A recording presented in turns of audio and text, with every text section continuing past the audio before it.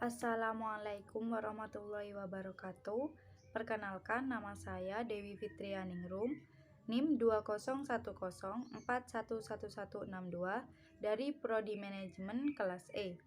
Di sini saya akan mempresentasikan kembali poin-poin penting dari materi mengenal lebih jauh sumber agama. Di antara puluhan orang-orang networker yang jutawan, bahkan ada yang non-muslim, itu berdoa secara spiritual Islam. Padahal acara dan komunitas tersebut bukan berorientasi agamis, bahkan murni bisnis dan memberi spiritual motivation atau siraman rohani bernuansa Islami pada seluruh karyawan mall tersebut. Hal ini merupakan pemandangan yang unik dan memukau, karena banyak para pegawai, terutama wanitanya, yang tidak menggunakan hijab, bahkan hampir semuanya memakai rok mini, namun tetap dengan khusyuk mencoba mendengarkan dan memahami uraian yang disampaikan oleh pemateri. Spiritualitas tidak bisa dipisahkan oleh kehidupan manusia, dan kepercayaan tentang Tuhan merupakan bawaan manusia yang diturunkan dari generasi ke generasi. Roger Trick, profesor filsafat dari University of Warwick di Inggris, menegaskan bahwa pada masyarakat ateis pun seperti Soviet Rusia, tetap tidak bisa menghilangkan unsur-unsur keagamaan, setidaknya dalam pengertian yang luas, sebagai belief system. Training-training spiritual yang diadakan oleh perusahaan melalui hasil-hasil research ternyata membuat hasil produksi dan omset meningkat. Hal ini dikarenakan substansi materi-materi dalam pelatihan spiritual meliputi tema kejujuran, amanah, menghargai waktu, kedisiplinan, semangat kerja sebagai ibadah, dan kerjasama tim ternyata mampu memompa semangat yang berkorelasi dengan meningkatnya produksi.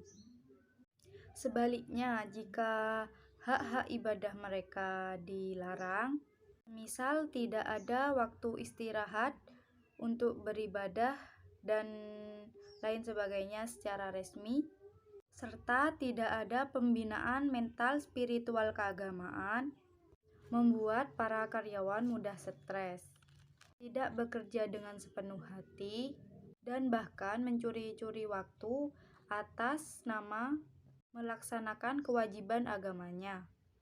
Akibatnya, omset perusahaan semakin menurun, karena spiritualitas berhubungan dengan pencarian makna kehidupan dan mempengaruhi nilai-nilai serta keputusan. Perasaan manusia kepada yang gaib dimanifestasikan berupa persepsi kepada Tuhan sebagai misteri yang menakutkan tapi menarik.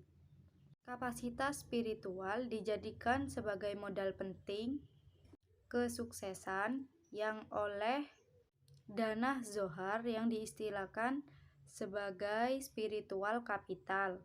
Kesuksesan yang bermakna adalah kesuksesan yang diperoleh seseorang dengan tingkat manfaat yang sangat besar bagi kehidupan individual maupun komunitas. Spiritual bersifat universal, bersifat transetnik, transgeografis, transpolitik, transekonomi, dan tidak ada pembatas antara satu manusia dengan manusia lain. Penelitian dalam bidang genetika menunjukkan bahwa kepercayaan pada Tuhan diturunkan secara genetis. Agama-agama langit secara tegas menyatakan bahwa manusia memang sudah dilahirkan membawa Tuhan dalam dirinya. Artinya, Tuhan itu bukan berasal dari luar manusia. Tuhan berada di dalam diri manusia ketika sejak lahir, bahkan sebelum lahir. Tuhan personal ini akan terasa kehadirannya pada saat kita merasakan putus asa, merasa kehilangan arah, dan mengalami penderitaan. Tuhan akan tetap ada dan kehadirannya menjadi kebutuhan yang tidak bisa diabaikan oleh manusia. Adanya Tuhan antara lain dibuktikan dengan adanya hati nurani alias suara hati atau intuisi. Jadi sangat jelas bahwa bertuhan dan beragama adalah naluriah yang tidak dapat dipisahkan atau dihilangkan dari kehidupan manusia. Sekian presentasi dari saya. Apabila ada kesalahan maupun kekurangan kata, mohon dimaafkan. Wassalamualaikum warahmatullahi wabarakatuh.